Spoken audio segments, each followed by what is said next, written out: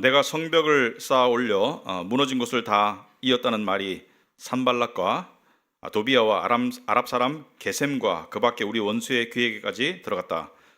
그러나 그때까지도 성문들의 문짝은 만들어 달지 못하고 있었는데 산발락과 게셈이 나에게 전가를 보내왔다. 오노 들판의 한 마을 오시오. 거기서 좀 만납시다. 나는 그 말 속에 그들이 나를 해치려는 흉계가 있는 줄 알았으므로 그들에게 사람을 보내어 다음과 같이 대답하였다. 나는 지금 큰 공사를 하고 있으므로 내려갈 수 없어. 어찌 이 일을 중단하고 여기를 떠나서 당신들에게 내려가라는 말이오. 그런데도 그들은 똑같은 것을 4번씩이나 요구해 오고 그때마다 나도 똑같은 말로 대답하였다. 5번째도 산발랏이 심부름꾼을 시켜서 같은 내용을 보내왔다. 심부름꾼이 가지고 온 봉투는 편지는 봉하지 않았는데 그 내용은 다음과 같다. 당신과 유다 사람들이 반역을 모의하고 있고 당신이 성벽을 쌓는 것도 그 때문이라는 소문이 여러 민족 사이에 퍼져 있어. 기스무도 이 사실을 확인하였어. 더구나 이 보고에 따르면 당신은 그들의 왕이 되려고 하고 있으며 예루살렘에서 당신을 왕으로 떠받들고서 유다의 왕이 있다고 선포하게 할 예언자들까지 이미 임명하였다는 말을 들었소. 이러한 일은 이제 곧 왕에게까지 보고될 것이요. 그러니 만나서 함께 이야기합시다. 나는 그에게 회답을 보냈다. 당신이 말한 것은 사실이 아니요. 당신이 마음대로 생각하여 꾸며낸 것일 뿐이요. 그들은 우리에게 으름장을 놓았다. 그렇게 하면 우리가 겁을 먹고 공사를 중단하여 끝내 완성을 못할 것이라고 생각한 것이다. 하나님, 나에게 힘을 주십시오. 하루는 스마야를 만나려고 그의 집으로 갔다. 그는 들라의 아들이며 무에다벨의 손자인데 문밖 출입을 하지 않고 있었다. 그가 나에게 말하였다.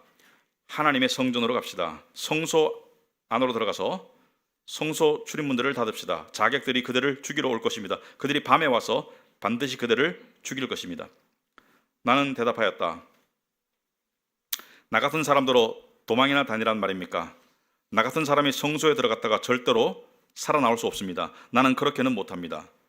나는 그때 그가 하나님이 보내신 예언자가 아니라는 것을 알았다. 그는 도비아와 산발랏에게 매수되어서 나를 해치는 예언을 하였다.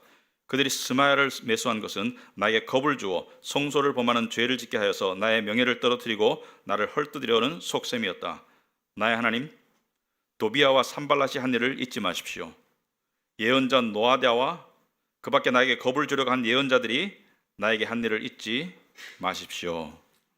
앉으시기 바랍니다. 기도를 하겠습니다. 하나님 아버지, 감사합니다. 이 자리에 저희가 있을 수 있도록 저희를 택하시고 불러주시고 또 움직일 수 있는 건강을 주셔서 이 자리에 올 수 있도록 하심을 감사합니다. 이 자리는 사람이 모인 자리이기 이전에 하나님이 계신 곳입니다. 두세 사람이 내 이름으로 모인 곳에 함께 하시겠다는 주님께서 이 자리에 함께 하심을 믿습니다.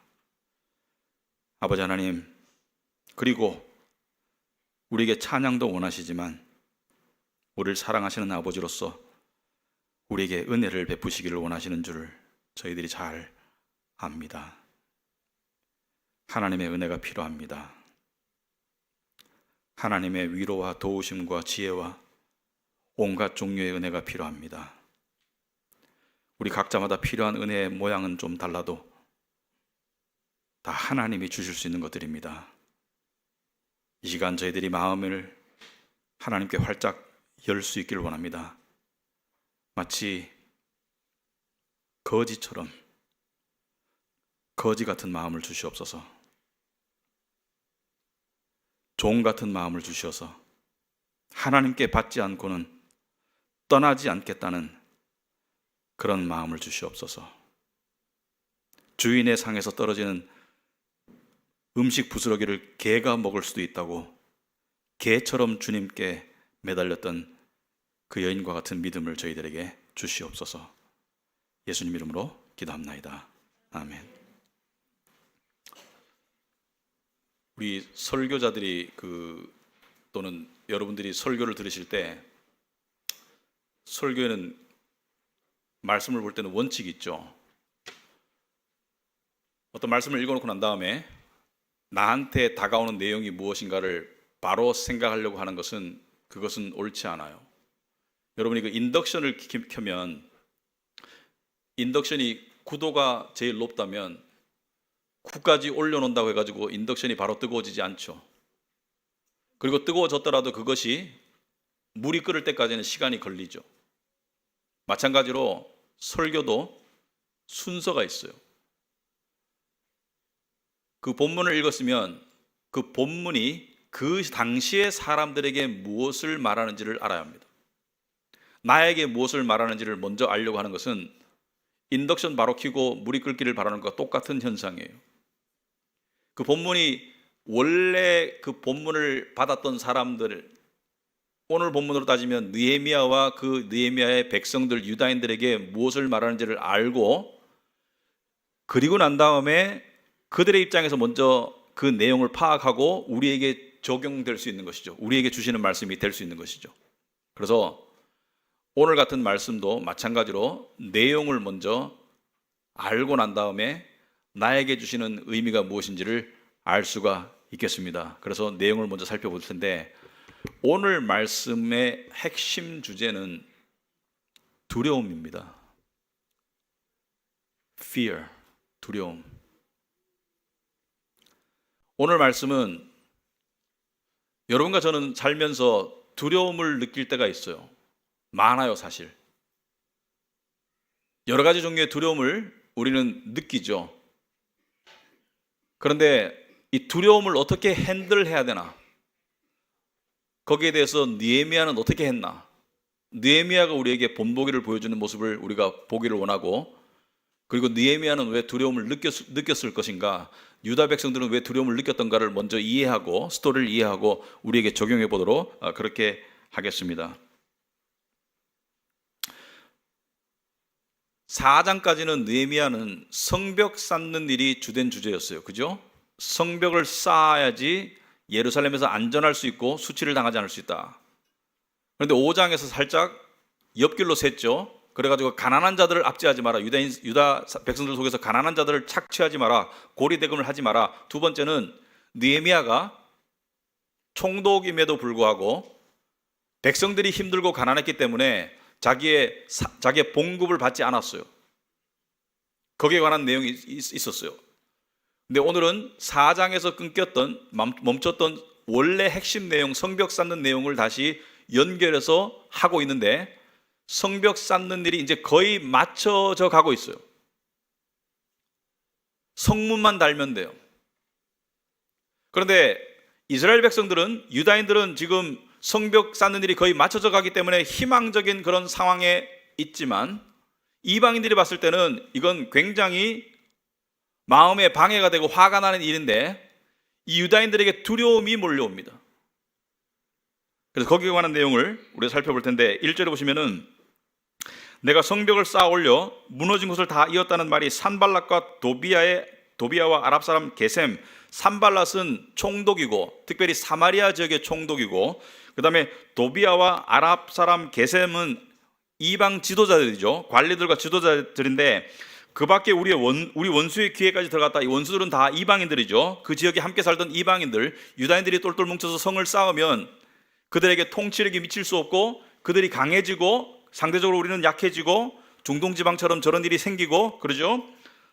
그러나 그때까지도 성문들의 문짝은 만들어 달지 못하고 있었는데, 아직 문짝은 달지 않았지만 성벽이 거의 완성돼 가고 있으니까 지금 이방인들이 원래는 어떻게 하려고 했어요? 산발락과 이방인들이 원래는 기습을 해서, 전쟁을 해서 유다인들과 느헤미야를 죽이려고 했었죠. 그죠?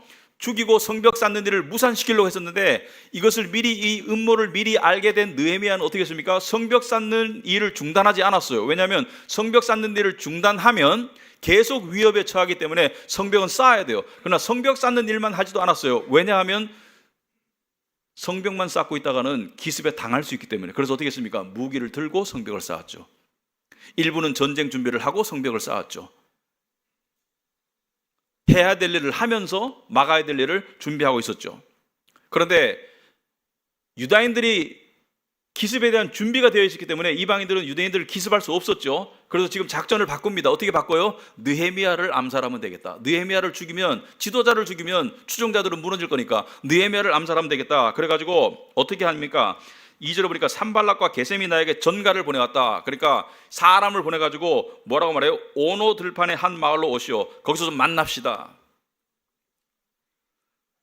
오노 들판이 어딘지 정확히 모르나 추측건데 예루살렘 북쪽일 겁니다. 왜냐하면은 산발랏은 사마리아 지역, 그러니까 이스라엘의 북쪽 지역을 다스리는 총독이었기 때문에 예루살렘 성 밑에 내려와서 만나진 않을 거 아니에요, 그죠? 우리가 판문점에서 만났듯이 중립 지역이겠죠. 약간 비무장지대. 그러니까 오노 들판이라는 것은 예루살렘 성 북쪽일 거고 사마리아 밑에일 거예요. 근데 거기서 만나자는 것은 우리가 중립 지역에서 만나서 이야기를 나누자, 여기서 담판을 짓자, 이야기를 좀 합시다, 여기에 관해서 상의합시다, 이렇게 제안을 한 것이죠.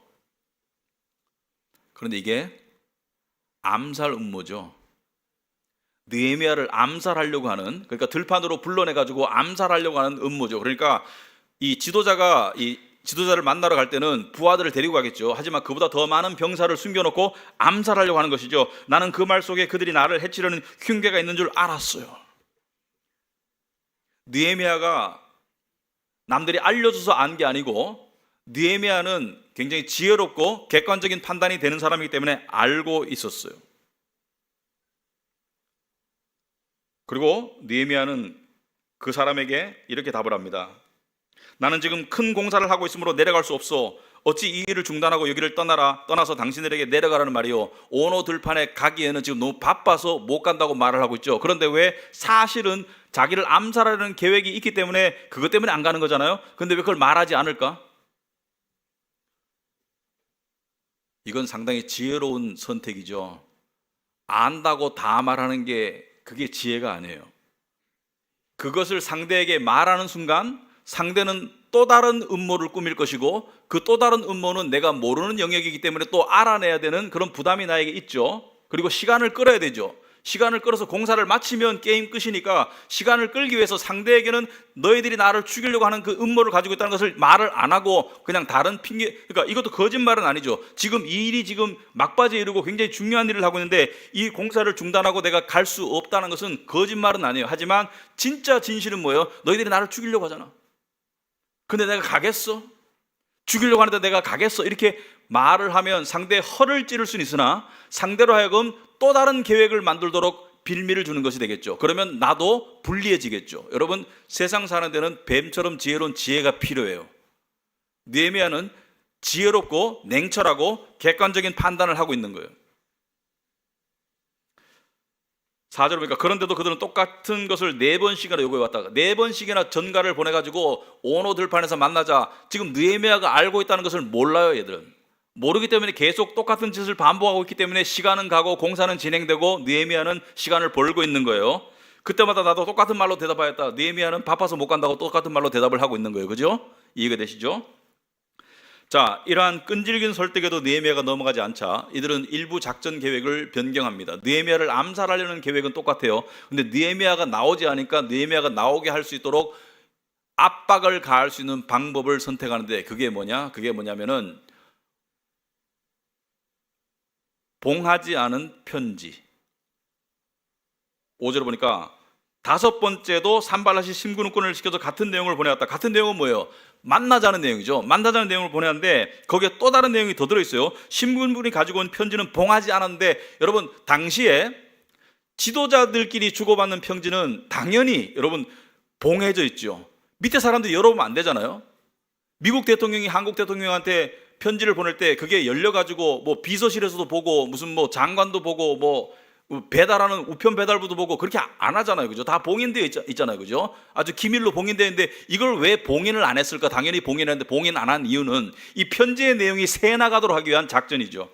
편지의 내용이 새 나갈 뿐만이 아니라 이 편지를 가져온 전달자도 편지 내용을 볼 수 있고, 그리고 가가지고 느헤미야에게 전달하면서 그 내용을 백성들에게 알릴 수 있잖아요. 그죠? 그 내용이 뭔지 알리는 거예요. 왜 그럴까? 6절에 보면 그 이유를 알 수 있습니다. 그 내용은 다음과 같다. 당신과 유다 사람들이 반역을 모의하고 있고, 이제 반역으로 몰아붙이는 거예요. 왜? 성을 쌓고 있다는 것은 너희들의 세력을 규합하고 그리고 바벨론 제국에서 독립하려고 하는 것이고 너희들 스스로 왕을 만들려는 것이야. 이미 그 소문이 쫙 퍼져 있어. 그래서 당신이 성벽을 쌓는 것도 그 때문이라는 소문이 여러 민족 사이에 퍼져 있어. 헛소문을 퍼뜨렸겠죠. 이들이 악의적으로 여러 민족 사이에 퍼뜨려졌어요. 지금 사실 여부를 떠나서 여러 민족 사이에 그 소문이 퍼뜨려져 있고요. 가스무도 이 사실을 확인하였어. 가스무라는 것은 다른 이방 민족의 지도자예요. 그 사람도 확인하고 있어. 그러니까 말하자면 증거를 갖다 대는 것이죠. 그 사람도 이렇게 생각해. 여러분, 우리가 남과 논쟁이 있을 때 자기 편을 만들기 위해서 내 말을 저 사람도 똑같이 생각해 이렇게 말할 때 있죠. 상대를 압박하기 위해서. 나만 그렇게 생각하는 게 아니고 저 사람도 그렇게 생각하고 저 사람도 생각하고 저 사람도 이렇게 생각해 해가지고 자기의 의견을 확고하게 밀어붙이기 위해서 그렇게 할 때가 있죠. 더구나 이 보고에 따르면 당신은 그들의 왕이 되려고 하고 있으며 예루살렘에서 당신을 왕으로 떠받들고서 유다의 왕이 있다고 선포하게 할 예언자들까지 이미 임명하였던 말을 들었소. 이것은 유대의 관습과 풍습을 잘 아는 산발랏의 계략이에요. 왜냐하면 유다에서 왕이 되려면 선지자가 반드시 개입을 해야 돼요. 왜? 하나님의 임명이 있어야 되기 때문에. 그래서 사무엘이 사울을 임명하고 다윗을 임명했듯이 예언자들이 하나님의 신탁을 알려줘야 돼요. 아주 교묘하죠? 이러한 일은 이제 곧 왕에게까지 보고될 것이요, 총독은 왕에게 보고할 수 있는 자격과 의무가 있죠. 그리고 특별히 반란에 관해서는 보고할 자격과 의무가 반드시 있죠. 그런데 왜곡해서 보고할 수 있는 자리에 있죠. 산발랏이. 왜? 그 지역의 총독이기 때문에. 그러니 만나서 함께 이야기합시다. 자, 이것은 무엇을 활용한 압박이냐면 두려움입니다. 느헤미야만을 압박하는 게 아니에요. 여러분, 유다 백성의 동요가 시작됩니다. 왜 그러냐? 당시에 반란은, 우리나라도 마찬가지지만 이 고대 사회, 과거 사회에서 반란은 어떻게 되죠? 반역죄 또는 그 반란 어떻게 됩니까? 삼족을 멸한다, 뭐 능지처참한다. 반란은 그냥 안 두죠. 당사자뿐만이 아니고 가족과 친척까지 다 죽이는 게 반란인데, 이 예루살렘 성 안에 있는 유다인들은 기껏 해봤자 10만 명 안쪽이에요. 왜냐하면 대부분의 유다인들은 제국에 퍼져 있고 그중에 일부만 귀환을 했기 때문에 바벨론 제국으로서 이 예루살렘에 있는 유다인들을 죽이는 것은 그 별일 아니에요. 그냥 다 몰살시킬 수 있어요. 반란은 몰살로 다루기 때문에 여러분들이 유다 백성이라면 어떤 마음이 들까요? 이러다가 우리 다 죽는 거 아니야? 지금 이 편지의 내용에 따르면 이방인들도 다 그렇게 생각하고 있고 다른 사람들도 다 그렇게 생각하고 총독은 그것을 왕에게 보고하려고 지금 하고 있고, 이것이 왕의 귀에 들어가가지고 왕이 판단 한번 잘못하면 다 몰살당하는 거 아니야? 이렇게 두려움을 느낄 수밖에 없는 그런 내용이에요. 이 내용이 봉인되지 않은 편지로 전달되었기 때문에 유다에 전달되었죠. 되는 순간 어떻게 됩니까? 내부 동요가 일어난다. 그리고 스파이가 생겨납니다. 왜? 총독이 이렇게 협박하겠죠. 내가 왕에게 보고하면 너희들은 다 죽었어.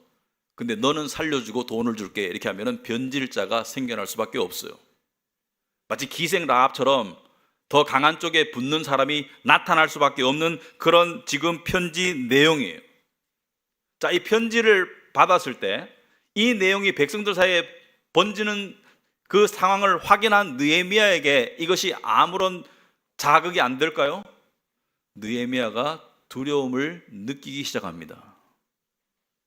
왜냐하면 지도자로서 이것은, 그러니까 이 헛소문이라도 너무 이 내용이 엄청나기 때문에 자칫 잘못하면 자기를 비롯한 유다인들이 다 몰살당할 수 있기 때문에 8절에 나는 그에게 회답을 보냈다. 일단 회답은 해야 되겠죠. 공식적으로 당신이 말한 것은 사실이 아니요 당신이 마음대로 생각하여 꾸며낸 것일 뿐이요 라고 사실을 항변하지만, 그들은 우리에게 으름장을 놓았다. 그렇게 하면 우리가 겁을 먹고 공사를 중단하여 끝내 완성을 못할 것이라고 생각한 것이다. 백성들이 진행하지 맙시다. 진행했다가 우리가 반란군으로 몰리면 우린 다 몰살당하니까 하지 맙시다. 이런 동요가 있는 것을 감지했기 때문에 느헤미야는 이때 하나님께 기도해요. 하나님, 나에게 힘을 주십시오.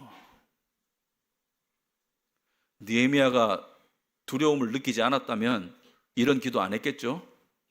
하나님, 나에게 힘을 주십시오.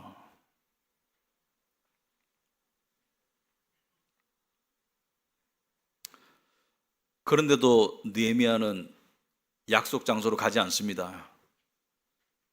음모가 있기 때문에. 그러자 이제 산발락과 이방 지도자들은 내부 스파이들, 내부 변절자 스파이들을 활용하기 시작하는데 그 중에 하나가 스마야입니다. 10절에 보시면 하루는 스마야를 만나려고 그의 집으로 찾아갔다. 왜 찾아갔는지는 안 나와요. 그는 들라의 아들이며 무에다벨의 손자인데 문밖 출입을 하지 않고 있었다. 문밖 출입을 왜 안 했는지는 자기 안전을 지키기 위해서 안 한 건지 그것도 잘 모르겠어요. 하지만 분명한 것은 이 사람의 아버지 이름과 할아버지 이름인데 이 사람은 제사장일 겁니다. 다음 이야기는 제사장이 아니고는 할 수 없는 이야기예요. 그런데 이 사람이 뭐라 했어요? 그가 나에게 말했다. 느헤미야에게 뭐라고 말했어요? 하나님의 성전으로 갑시다.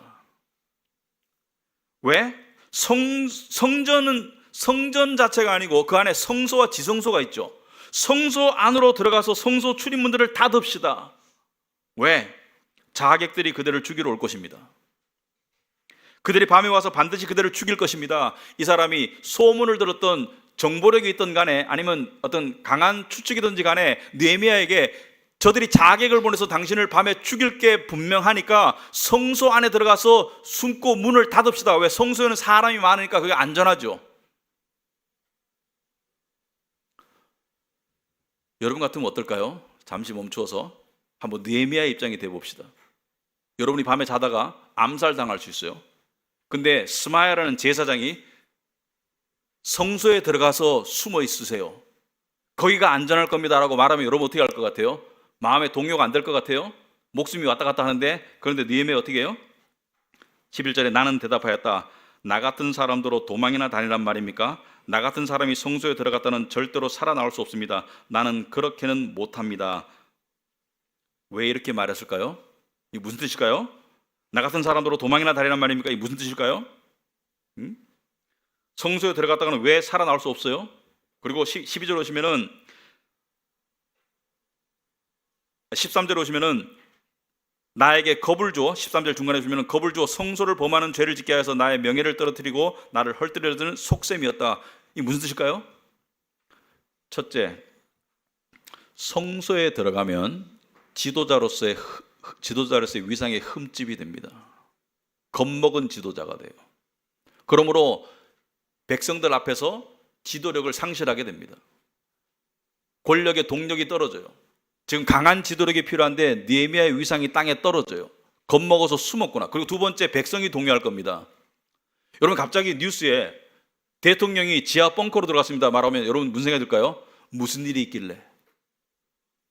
대통령을 비롯한 강요 전부가 지하 벙커로 들어갔습니다. 무슨 일이길래? 북한이 쳐들어오나 생각하겠죠, 그죠? 마찬가지로 느헤미야가 성소로 들어가면 사람들이 모르겠어요? 느헤미야가 성소에 들어갔다고 하는 순간 사람들이 어떻게 하겠어요? 동요하기 시작하겠죠. 지금 산발랏을 비롯한 이방인들이 쳐들어오겠구나. 그리고 세 번째 이유가 제일 중요해요.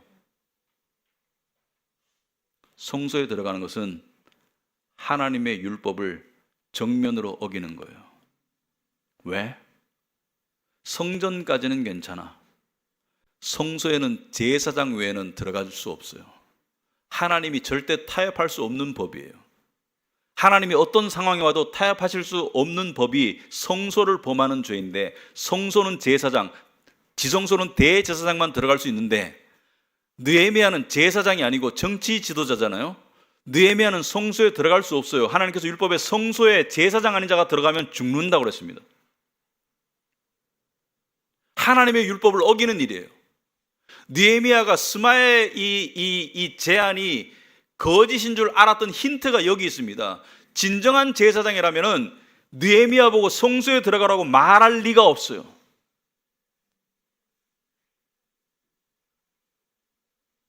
그래서 12절에 나는 그때 그가 하나님이 보내신 예언자가 아니라는 것을 알았다. 왜? 성소에 들어가라고 하니까. 그는 도비야와 산발렛에게 매수되어서 나를 해치는 예언을 하였다. 자기의 명예를 실추시키고 자기가 하나님의 법을 어기도록 만들고 백성들에게 공포를 심어주고 그들이 스마야를 매수한 것은 나에게 겁을 줘 성소를 범하는 죄를 짓게 해서 나의 명예를 떨어뜨리고 나를 헐뜯으려는 속셈이었다. 느헤미야는 두려움에 사로잡히지 않았기 때문에 현실을 냉철하게 알아챌 수 있었습니다. 그리고 느헤미야는 14절에 다시 기도합니다. 나의 하나님, 도비야와 산발랏이 한 일을 잊지 마십시오. 예언자 노아디아와 그 밖에 나에게 겁을 주려고 한 예언자들이 나에게 한 일을 잊지 마십시오. 스마야 혼자가 아니고 여기 노아디아는 여자 예언자입니다. 그리고 그 밖에 나에게 겁을 주려고 두려움을 심어주려고 한 수많은 예언자들이 있었던 거예요. 내부 변절자들이. 예언자들이라는 것은 하나님의 말을 따르는 자들인데 이들이 겁에 눌려서 매수당하고 돈과 그리고 목숨을 살려주겠다는 회유에 매수당해서 이들은 이미 변절자로 전락해 버리고 만 거예요. 그런 자들이 예언을 통해서 하나님이라는 이름으로 뭐라 그랬어요? 뭐라고 예언했겠어요? 저들이 와서 우리를 다 죽일 것이다. 느헤미야 당신의 목숨이 느헤미야 죽을 수 있다. 숨어야 된다. 온갖 거짓 예언을 다 했겠죠. 하나님의 이름으로. 예나 지금이나 하나님의 이름으로 거짓을 전하는 사람들이 많지요. 외부로는 적의 침입과 암살 위협이 있고 내부로는 동요와 변절자들이 생겨나고 느헤미야는 하나님께 매달렸어요. 여러분, 아까도 말했지만 오늘 본문의 큰 주제는 두려움입니다. 9절에 보시면 중간에 그렇게 하면 우리가 겁을 먹고 공사를 중단하여 두려움에 사로잡혀서 꼼짝달싹 못하게 되고, 그 다음에 13절에 그들이 스마야를 매수한 것은 나에게 겁을 주기 위함이다. 겁을 주기 위함이다. 두려움에 대해서 제가 좀 이야기를 하고 싶습니다. 오늘의 큰 주제는 두려움이에요. 두려움이 좋아서 큰 주제가 아니고 큰 내용이 두려움입니다. 두려움을 느끼는 것과 두려움에 사로잡히는 것은 달라요. 두려움을 느끼는 것은 괜찮고 좋아요. 왜냐하면 두려움조차 두려워야 되는데 두려움을 느끼지 못하는 것은 위험해요. 나병 환자가 이 난로불을 쬐고 있는 이야기를 제가 저번에 한번 한 것 같은데, 뜨거워서 손이 익어가는 것을 느껴야 되는데 못 느끼면 곤란한 거예요. 그죠? 두려움을 느껴야 돼요. 왜? 두려움을 느껴야지 거기에 대응할 수 있으니까. 그런데 두려움에 사로잡히면 곤란해요. 거긴 큰 차이가 있습니다. 두려움을 느끼는 것은 괜찮아요. 하지만 두려움에 사로잡히면 곤란해요. 자, 느헤미야는 두려움을 향해서 어떻게 했는가? 첫째는 객관성을 잃지 않았어요. 여기서 말하는 객관성이라는 것은 냉철한 판단을 말합니다. 느헤미야는 두려움 속에서 냉철한 판단을 잃지 않았어요. 만약에 스마야가 와가지고 당신을 밤에 죽이려고 한다는 그 이야기를 했을 때, 성소에 숨읍시다라고 말했을 때 두려움에 사로잡혔다면 아마 성전까지는 들어갔을 거예요. 그죠? 성전은 들어가도 되니까. 그러나 두려움에 사로잡히지 않았기 때문에, 두려움을 느꼈기 때문에 하나님께 도와달라고 기도했죠. 두려움을 느꼈으니까 하나님께 도와달라고 기도한 거예요. 근데 두려움에 사로잡히지는 않았기 때문에 냉철한 객관적인 판단과 분석을 할 수 있었던 거예요. 그래서 스마야의 말이 거짓이라는 것을 알 수 있었던 거예요. 전쟁 트라우마가 있는 사람은 번개치면 폭탄 터지는 줄 알고 막 뛰쳐나가는 그런 현상이 있죠. 두려움이 생기잖아요. 그러면은 판단력이 흐려집니다. 객관적으로 판단을 못해요. 느헤미야는 두려움을 느꼈지만 두려움에 사로잡히지 않았어요. 여러분의 삶에서도 두려움의 요소가 있습니다. 실제로 발생해서도 있지만 발생하기 전에도 두려움을 느낄 때가 있어요. 여러분이 하는 사업에 어떤 약간의 두려운 요소가 발생할 수도 있고요. 여러분의 자녀 양육에 약간의 두려움이 발생할 수도 있고요. 여러분의 직장에도 발생할 수 있고, 여러분의 경제 활동에도 발생할 수 있고, 건강에도 발생할 수 있고. 그런데 두려움에 사로잡히면 백해무익입니다. 두 번째, 느헤미야는 두려움 앞에서 비상식적인, 비이성적인, 비도덕적인, 반율법적인 행동과 말을 하지 않았습니다. 지혜롭지 않은 말도 하지 않았어요. 적의 암살 위협을 느끼면서도 알면서도 그것을 발설하지도 않았고요. 그리고 성소에 들어가는 것은, 성소에 숨어 들어가는 것은 반율법적인 비상식적인 행동인데 하지 않았어요. 비상식적인 말과 행동을 하지 않았어요. 여러분, 두려움에 사로잡히잖아요. 그럼 비상식적인 말과 행동이 나와요. 두려움에 사로잡히면은 내가 두려워하는 그 어떤 것에 연결되지도 않은 것을 가지고 그 두려움을 증폭시키고 이상한 말을 하고 이상한 행동을 하는데, 느헤미야는 그렇게 하지 않았어요. 왜? 두려움을 느꼈지만 두려움에 사로잡히진 않았기 때문에. 아주 중요한 것입니다. 두려움을 느끼는 것은 괜찮아요. 그러나 두려움에 사로잡히면 안 돼요. 세 번째로 중요합니다. 믿음 상태에서 벗어나지 않았습니다. 두려움과 하나님을 향한 믿음은 반비례합니다. 두려움에 사로잡히는 자 하나님 믿을 수 없어요. 하나님을 믿는 자 두려움에 사로잡히지 않아요. 느헤미야가 지금 두려움 속에서 가장 한 것이 뭐예요? 하나님을 찾았어요. 하나님 도와주십시오. 하나님을 찾았어요. 객관성을 잃지 않았고 비이성적, 비상식적, 반도덕적, 반율법적인 행동과 말을 하지 않았고, 세 번째, 믿음을 잃지 않았어요. 여러분의 삶에 두려움의 요소를 한번 생각해 보시기 바랍니다. 두려움의 요소가 없는 사람은 없어요. 두려움의 요소가 다 있어요. 많은 경우 두려움은 우상과 관계가 있습니다. 여러분이 간절히 바라는 것, 여러분이 정말로 일어나지 말기를 바라는 것, 여러분이 간절히 원하는 것, 우상과 관계가 있고요. 두려움의 요소는 다 있어요. 사람마다 다 있어요. 학생은 학생 나름대로, 부모는 부모 나름대로, 싱글은 싱글 나름대로, 직장인은 직장인 나름대로, 사업가는 사업가 나름대로 두려움의 요소를 다 가지고 있습니다. 우리는 두려움의 요소를 다 가지고 있어요. 그런데요, 직장 다니는 사람은 직장 상사에 대한 두려움을 가지고 있습니다. 자기의 인사를 좌지우지할 수 있는 사람에 대한 두려움을 가지고 있어요. 저도 옛날에 직장 생활하면서 두려움을 많이 느꼈습니다. 왜냐하면 당시에 기독교인으로 직장 생활을 한다는 것은 오늘날과 많이 달라요. 음주 문화, 회식 문화가 오늘날과 상상을 초월할 만큼 달라요. 그런데 저에게 당시에 정말 자주 제가 묵상하고 무장하고 도움을 준 말씀이 이거였습니다.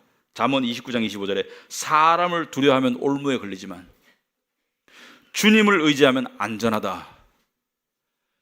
주님을 의지하면 안전하다. 사람을 두려워하면 두려움에 사로잡히면 올무에 걸린다. 올무에 걸린다는 것은 옴짝달싹할 수 없는 상태가 된다. 마음이 얼어버린다. 마음이 이렇게 얼어버려가지고 해야 될 행동도 못하고 이상한 말을 하고 이상한 행동을 하고 두려움에 사로잡히면 올무에 걸린다는 거예요.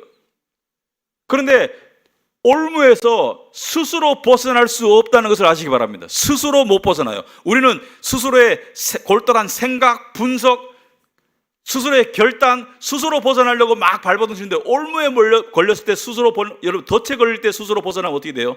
덫이 점점 더 조여오죠. 그죠? 그리고 또 두려움을 회피하기 위해서 드라마나 이런 거 의존할 때 많죠. 잠시라도 회피하려고 그냥 계속 잔다거나 또는 무슨 막 술을 마신다거나. 기분 좋을 때 조금 마시세요. 두려울 땐 술 마시면 안 돼요. 어떻게 해요? 주님을 의지하면, 믿으면 안전하다. 믿음으로, 여러분, 사람이 스스로 극복할 수 없는 두려움을 스스로 극복하려고 하는 것만큼 미련한 게 없습니다. 안 돼요. 누가 극복시켜 줄 수 있어요? 하나님이. 두 번째, 두려움에 사로잡혀 사는 사람은 적나라하게 이야기하면 하나님의 사랑을 못 믿는 거예요. 내가 두려움에 사로잡히는 만큼 하나님의 사랑에 대한 믿음과 확신이 없는 거예요.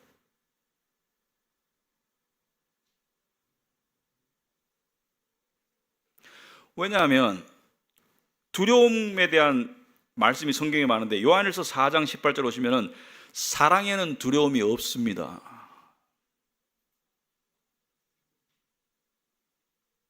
사랑에는 두려움이 없습니다. 하나님의 사랑이 내 안에 충만하면 두려움이 설 자리가 없다는, 두려움은 물과 기름과 같아요. 사랑이 차는 만큼 두려움이 줄어들고요, 사랑이 없는 만큼 두려움이 엄습해요. 그러므로 두려움을 몰아내려면 두려움에 포커스를 하면 안 되겠죠. 우린 두려움을 몰아내기 위해서 두려움에 포커스를 하고 나의 안전에 포커스를 해요. 그러니까 두려움에 사로잡히면 두 가지에 포커스를 합니다. 두려움에 사로잡히면 두려움 자체와 나 자신에 포커스를 하지 하나님께 포커스를 안 해요. 그런데 하나님께 포커스를 해야 돼요. 특별히 그분의 사랑에.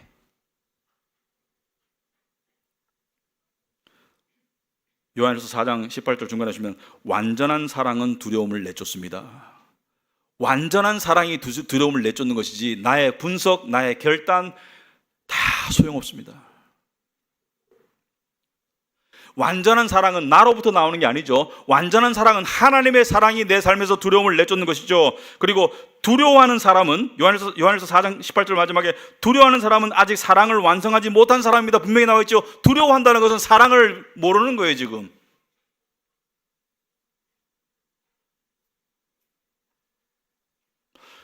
여러분, 하나님의 사랑의 핵심이 뭐예요?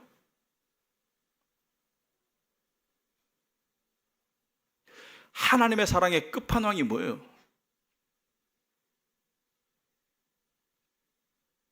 우리를 따스하게 해주는 거예요? 우리를 성공시켜주는 거예요?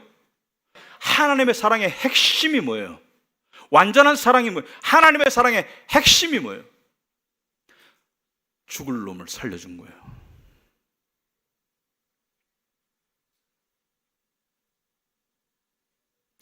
죽을 사람을 영원히 살려준 게 하나님의 사랑의 핵심이에요. 여러분, 때때로 우리는 밑바닥을 내려가서 밑바닥을 확인해야 돼요. 내 사업이 잘 되고 내 하는 일이 잘 되고 뭐 내가 지금 원하는 관계가 잘 되고 내가 원하는 우상, 그거 다 내려놓고 밑바닥에 가서 삶과 죽음을 바라봐야 돼요. 세상에 이런 말이 있습니다. 저 사람은 죽음을 안 무서워해. 세상에 무서울 게 없어. 이런 말 있죠. 죽음을 안 무서워하는 사람은 세상에 무서울 게 없다는 말 알죠. 죽음이 안 무서운데 세상에 무서울 게 있겠어요?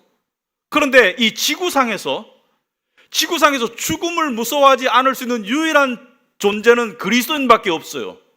그리스도인이 죽음을 안 무서워한다는 것은 그것은 만용이에요. 착각이고, 죽음을 안 무서워할 사람은 그리스도인밖에 없어요. 저는 전쟁 영화를 좋아합니다. 1차 세계대전, 2차 세계대전이 특별히 좋아요. 제가 못 봤을 것 같은 거를 여러분들이 찾아서 추천해 주면 제가 커피 사줄게요. 거의 다 봤어요. 근데 최근에 2차 세계대전 다큐멘터리 영화고, 다큐멘터리 당시에 필린 다큐멘터리 시리즈 6편이 새로 넷플릭스에 나와가지고 지금 4편까지 봤어요. 제가 전쟁 영화를 좋아하는 이유가 있습니다. 제가 뭐 전쟁에 사람 죽는 거 보고 좋아하고 그런 게 아니고요. 제 자신을 그 전쟁터에다가 대입해요. 그리고 생각합니다. 내가 저 입장이라면 어떤 마음일까? 두 가지 효과가 있더라고요. 지금 삶이 너무 감사하다. 그 참호 속에, 그 적군이 쳐들어오는 참호 속에 있는 그 병사의 심정이, 그 병사가 여러분 중에 어떤 고난을 겪고 있든지 상관없이 여러분 보고 뭐라 그랬어요? 배불러서 자빠져 내릴 거예요. 죄송한 말씀이지만. 그리고 뭐예요? 내가 저 입장이라면 마지막으로 무슨 생각을 붙잡을까? 무슨 생각을 붙잡을까? 그 생각을 합니다. 여러분, 제가 하는 생각은 이거예요. 나는 죽어도 천국 간다. 나는 죽어도 천국 간다. 그것이 저로 하여금 세상을 견디게 하고 두려움에 사로잡히게 하는 원동력입니다. 예수 그리스도의 능력과 은혜로 나는 죽어도 천국 간다. 그런데 요즘에 제가 바뀌었어요. 죽어도 천국 간다 해서 나이가 들다 보니까 죽어야 천국 간다로 바뀌었어요. 죽어야 가지. 전에는 죽음이라는 그 불행이 닥쳐와도 천국 간다라고 그렇게만 머물렀는데 하나님께서 제 마음을 죽어야 천국 간다로 바꿔주시더라고요. 죽어야 천국 간다. 아멘이 안 돼요. 죽어야 천국 가잖아요. 우리가 세상에서 제일 멋있을 수 있는 사람이에요. 이거를 깊이 깨닫잖아요. 그럴 때 우는 게 진짜 은혜 우는 거예요. 죽으면 천국 간다를 넘어서서 죽어야 천국 갈 수 있는, 죽음을 거의 기다리는 상태가 되는, 아니 살아야 되죠. 저보고 제가 오해하지 마세요, 그죠? 제가 무슨 말인지 알죠? 갑자기 수면제 먹으라는 말 아니는 거 알죠? 살아야 하지만 동시에 죽음을 기다리는 그런 신앙인이, 그런 사람이 세상에 어디 있어요? 바로 우리 그리스도인이에요. 그리스도인, 여러분과 저와 같은 그리스도인.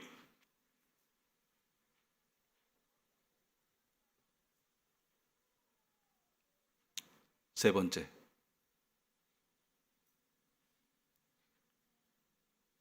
두 번째인지 세 번째인지 까먹었습니다.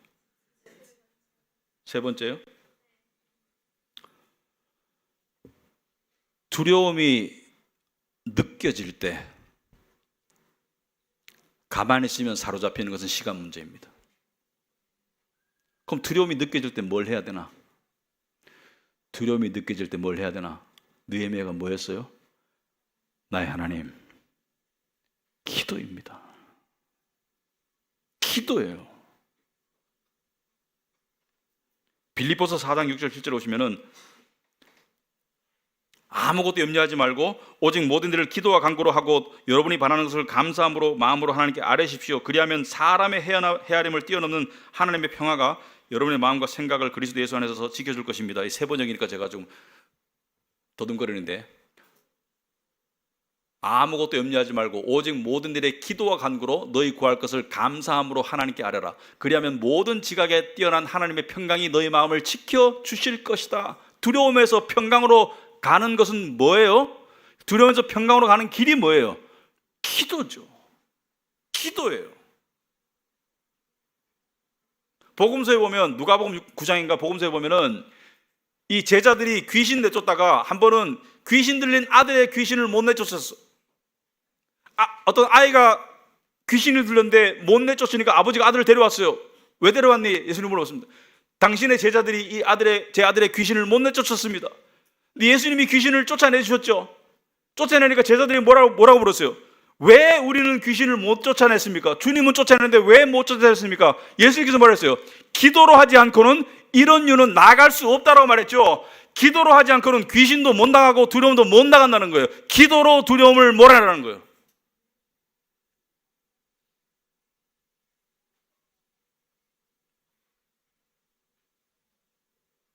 제가 기도에 관해서 한 말씀만 드리겠습니다. 기도를 정말로 열심히 하는 분들은 이런 말을 하더라고요. 기도하는 처음에는 잡생각을 떨쳐내느라고 시간을 많이 보낸다. 진짜 기도는 좀 군불이 떼어져야지 기도가 되더라. 사람마다 다르겠지만 10분, 20분은 그냥 잡생각을 떨쳐내는 기도가 많이 되더라.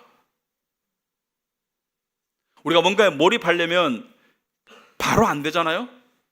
뭔가 준비 과정이 있잖아요? 그런데 우리의 5분 기도가 거기에 가겠어요? 시간에 절대적인 기준은 없지만 우리의 3분 짧은 기도가 거기까지 가겠어요? 두려움을 쫓아내는 그까지 못 가죠. 그럼 언제까지 기도해야 돼요? 제가 기준을 알려드릴게요. 시간이 아니고 기준을 알려드릴게요. 여러분이 정말 기도하잖아요. 우리는 일반적으로 살면서 이렇게 생각합니다. 하나님은 나와 거리를 두시는 분, 하나님은 나를 싫어하시는 것 같이 느껴지고, 하나님은 나를 판단하시는 것 같이 느껴지고, 하나님은 나에게 실망하시는 것 같이 느껴지고, 그게 우리가 일반적으로 느끼는 하나님에 대한 형상입니다. 솔직히 말하면. 그런데 기도를 해서 하나님과 접선해보면, 하나님께 다가가보면, 그때 만난 하나님은 한마디로 말하면 느헤미야가 말한 나의 하나님이에요. 나의 하나님이 느껴지면 하나님에 대한 온갖 종류의 오해는 풀어지고, 그리고 하나님의 힘과 사랑이 내 안에 실제가 됩니다. 그럼 두려움이 사라져요. 나의 하나님, 나의 하나님. 여러분 자식이 막 두려움에 떨 때 여러분 어떻게 해주고 싶어요? 응? 조폭도 자기 자식이 두려움에 떨면 어떻게 해주고 싶어요? 두려움에서 보호해주고 싶죠. 안심시켜주고 싶죠. 그죠? 안심시켜주고 싶죠. 너희도 그럴진데 하물며 하나님 아버지께서 너희를 안심시켜주고 싶지 않을까? 응?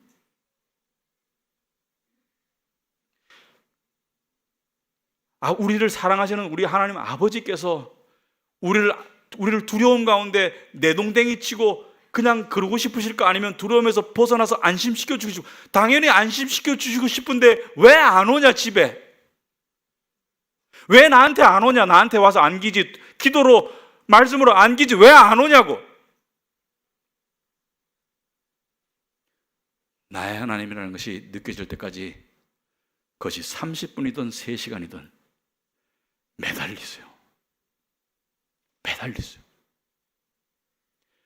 하나님을 정말로 만난 사람은 알아요. 하나님이 살아계시다는 것을 알고 하나님이 사랑이시라는 것을 알아요.